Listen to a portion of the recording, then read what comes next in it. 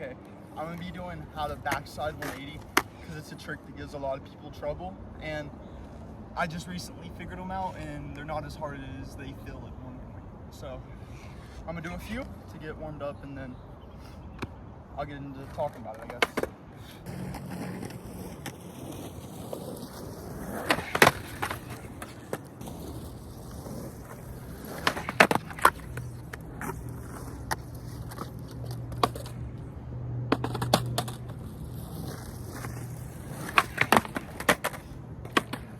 Okay, so with this trick, there's a couple different ways to do it.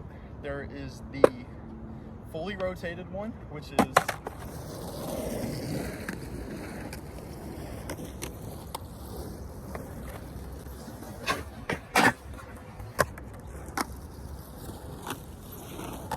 and then there's like the super pivoty one people do.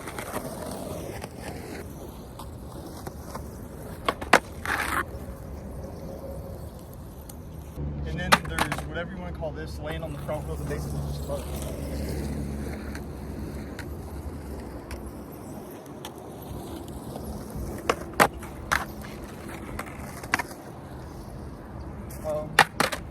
When you first learn them, your back ones are going to be like that pivoty one, unless you do that super late turn, whatever, don't do that. But that pivoty one is how you're going to get the motion right. So you're going to start out, you can even do it stationary, go. Pivot one isn't that hard to figure out. You just like ollie, and then you should be able to turn at least halfway backside, like just,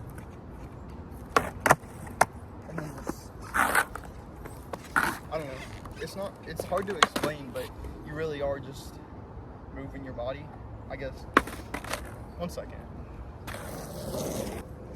Be able to go like,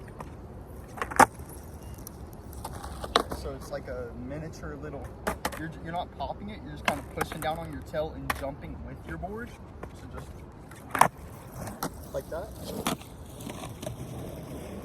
And then you can add more pop, like that. And you just want to get a little 90-degree turn backside. And then you just want to add more and more until you can just pivot out of it smoothly.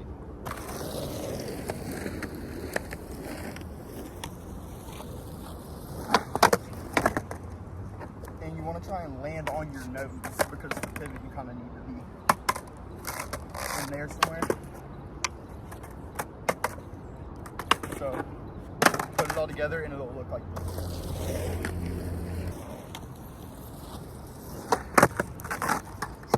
Good enough, whatever. But you get it. Yeah. Okay, so before you even start trying to pop and do the full 180, you're gonna want to work on just like having that pivot super smooth to the point where it feels like you're doing the full rotation. So you want to kind of like land into it ready to rotate. And then you're gonna move on to popping the trick. So when you're doing the pivoty version of this trick, you can kind of do it like an ollie because you can rotate backside from ollie position just by applying pressure to the board and rotating your shoulders. But when it comes to doing the full rotated version, I like to set up sort of like more in here, because the way you're going to rotate the full trick is before you want to rotate almost 90 degrees before you even pop the board. So you're going to be like, you're going to go from here to here before your board even really leaves the ground completely for the pop. And having your front foot back farther is going to help with, 1 second, and I'll show you the issue that gives you. But either way, just sort of set up like this. Front toe, I point it just a little bit, do whatever helps you, and then back foot just on the tail like an ollie, up on your toes. You're gonna be in that foot position I showed you. You're gonna wind up, and you're gonna come down to here, and you're gonna let your foot drag up and rotate your body the rest of the way around.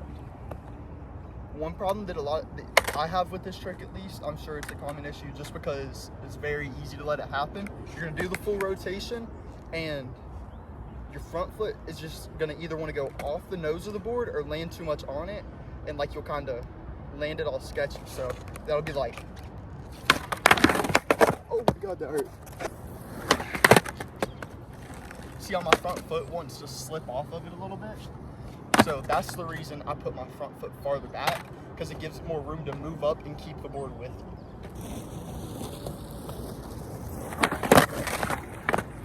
It's also a very slip-outable trick. I guess I'm just teaching my own mistakes as I go. Because your body weight, you're gonna hit like here.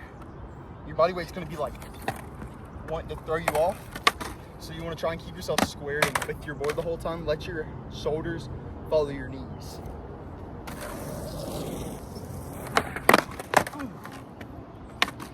But you're seeing the full rotation around. And then once you get to that point, you basically got it. You just gotta figure out your own method of keeping yourself level and on the board, and then you can stomp them every try.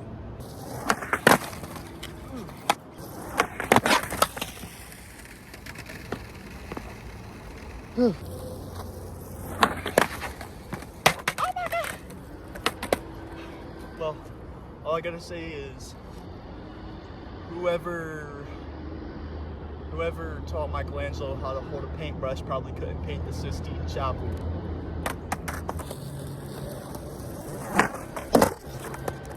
Thank the Lord.